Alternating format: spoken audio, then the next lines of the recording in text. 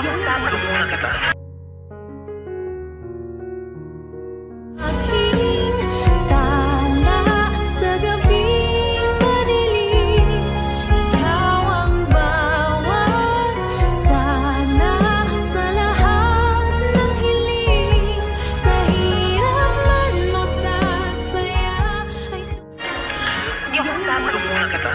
Ay, grabe talaga nangyayari ngayon sa abot kamay na pangarap na kung saan pinakita na nga ang teaser para bukas o yung episode para bukas. And yes guys, dito nga unang-unang pinakita na ito nga si Annalyn na kung saan nakita nga dito sa may Apex. And yes guys, ito nga si Annalyn is pumapasyal dito, no, kasi nga kung maalala ninyo, itong si Annalyn is lilipat na dito nga sa Apex. And yes guys, pumayag na nga si Doc Carlos na lumipat itong si Annalyn. Total, sa kanila naman daw talaga yung Apex. And yes guys, sa harap pa yun mismo ni RJ Tanyag. And yes guys, at nag-agree nga din doon si RJ.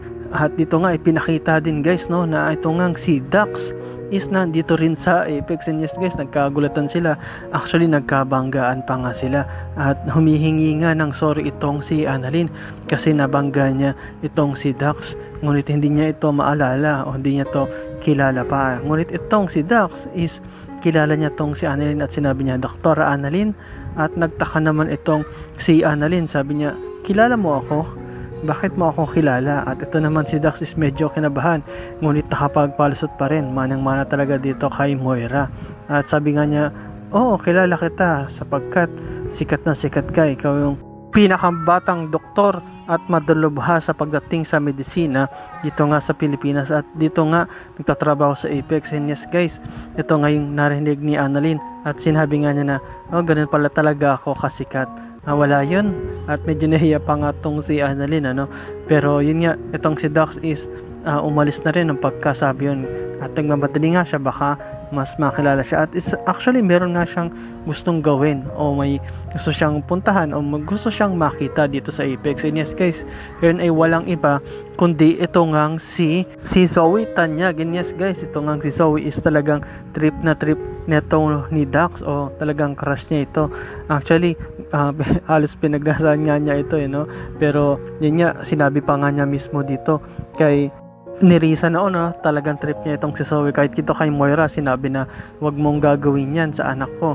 At kahit dito kay Carlos na medyo nainis at kinilyon pa nga siya actually.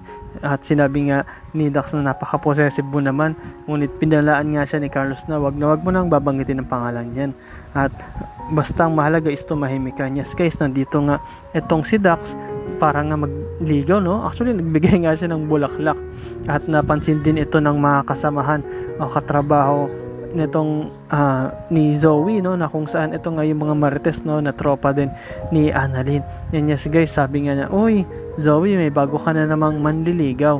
Ngunit itong si Zoe is nainis. Bakit? Kasi nga nakita niya yung bulaklak at naamoy pa niya, sabi niya, bibigay na lang ng bulaklak, ang baho-baho pa at napaka-cheap. And yes guys, alam niyo naman tong si Zoe talagang ma-attitude at talagang manang-mana dito nga sa kanyang nanay Moira, itong kanyang mami Moira. And yes guys, siguro sanay din naman itong si Zoe sa mga magaganda at saka mga mababangong bulaklak, kaya alam niya siguro kung ano yung mabango sa mabaho. And at the same time, ayaw niya kasi tanggapin yung bulaklak, no, kasi nga unang-una hindi niya kilala, ayaw niya ng mga ganun. Meron siyang suitors na hindi niya kakilala, at lalo na kung isa lang itong duka, isang mahirap lang. At sa inis nga nito is nag-walk out ito. Yes guys, at nung pag-alis nga niya, pinag-uusapan nga pa rin nila ng mga marites na tropa ni Annalyn kung sino yung nagbigay o sino yung bagong nagpapatibok ng puso nito ni Zoe. At dito guys, ipinakita rin, no, na ito ngang si Moira is successful. Yes guys, nabigay na nga niya yung mga cellphone na pinapakuha nga neto ni Nena. At kagaya ng sabi niya, gagawin ko lahat para makaalis dito, at talagang gusto nang umalis dito ni Moira. At dahil nga nasunod na yung gusto ni Nena, is nagtapang-tapangan naman ito at talagang kinukuha niya yung request niya, no, na tulungan siya makalabas sa kulungan.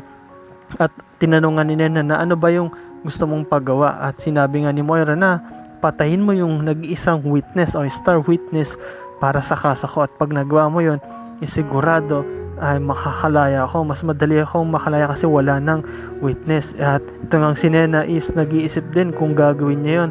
Ngunit tila wala siyang palag kasi nga ito nga mismong si Moira is nagawa niya makuha yung cellphone. Pero mukhang manganganib tong si Moira pag nalaman ng warden na nakuha niya yung mga cellphone. Pero yun nga guys, kailangan sumunod sa usapan nito ni Nena dahil tila nakakuha na ng lakas ng loob dito si Moira at tila nagtatapang-tapangan na siya. Ngunit narinig mismo ni Madam Lotus yung sinabi ni Moira at mukhang i-report nga niya ito dito nga sa kanyang boss, dito nga kay Giselle, at niisip nga niya na itong si Moira is talagang matapang at ayaw magpatalo. At dito nga guys, ipinakita rin na pagdating dun sa may basement o dito nga sa parking lot is ito nga si Zoe nagmamadali, ngunit merong nakakita sa kanya. Actually medyo hinablot nga siya at ito nga walang iba kundi si Dax, at talagang pumapalag itong si Zoe kasi nga inisip niya na nababastos siya. Ngunit sinabi nga neto ni Dax na yan ang gusto ko, palaban. At sabi naman ni Zoe, gusto mong palaban sige. At lumapit si Zoe at biglang sinampal itong si Dax. Yes guys, malakas yun at nagulat talaga si Dax sa reaction nito ni Zoe. At talaga naisip niya talagang matapang ito. At actually paalis na itong si Zoe, ngunit hinabol siya ni Dax at hinawakan siya sa kanyang braso para hindi makawala. Sapagkat gusto pa niya itong makita at gusto pa rin itong makausap ni Dax. At sabi nga niya, na saan ka pupunta? Sinabi ni Zoe, ano bang problema mo? Bakit ka ba nandito at bakit mo ako ginugulo? Yes guys, kilala ni Zoe ito ngang si Dax kasi nga nakita niya ito, nakasama niya ito doon, na kasama si Balahadja na kung saan dinukot nga nila si Lolo Pepe. At sinabi nga dito ni Dax na mukhang nagkakalimutan tayo. Tandaan mo, meron akong hawak sa'yo na kung saan nga kapag hindi ka sumunod is pwede kitang ituro. At sabi nga ni Zoe, ano ba talaga ang gusto mong palabasin? At gusto mo ba akong i-blackmail? Gusto mo ba natakutin ako? At sinabi nga dito ni Dax, wala naman, gusto lang naman kitang makita at gusto kitang makausap sapagkat ikaw ang tipo kong babae na kung saan maganda na, sexy pa, doktora pa.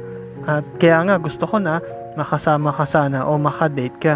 Ngunit itong si Zoe sinasabi niya, ano bang sinasabi mo? Hindi kita type. At isa pa, wala akong oras o panahon para sa'yo. Yes guys, nagtataray talaga itong si Zoe. At dito nga guys, nakita nga mismo o napansin nito nga ni Justin na tila may komosyon, tila may nag-aaway nga itong dalawa, na itong ang si Zoe at may kasamang lalaki. Yes guys, narinig niya mismo yung sinasabi ni Dax na hindi ka pwedeng umalis sapagkat may nalalaman ako patungkol sa'yo na sikreto. Ngunit sinabi nga ni Zoe, dapat ikaw ang matakot sa akin sapagkat anytime pwede kitang ipatumba. Ngunit sinabi nga neto ni Dax na bago mo ako ipatumba is ipapakulong kita. Yes guys, nagulat nga itong si Justin sa narinig niya at di siya makapaniwala sa mga naririnig niya na tila nga merong talagang sikretong itinatago itong si Zoe at doon sa kausap niya. At pagpatuloy nga dito itong si Dax, sinabi niya na sige, ipapatumba mo ako, siguraduhin ko na makukulong ka muna bago mangyari yon. At itong si Zoe, makikita mo na talagang kinakabahan at sinabi nga niya kay Dax na ano ba talagang problema mo? Ano ba talaga ang gusto mo? At sinabi nga ni Dax na tayong gusto ko lang naman is makadate ka o mas makilala ka ng gusto. At ako nga pala ang nagbigay ng bulaklak sa'yo. Nagustuhan mo ba? Ngunit sinabi ni Zoe na siyempre hindi. Ang cheap kaya na tambaho. At kung ayun lang yung gusto mo, sige, mag-usap na lang tayo susunod. At aalis na lang ako.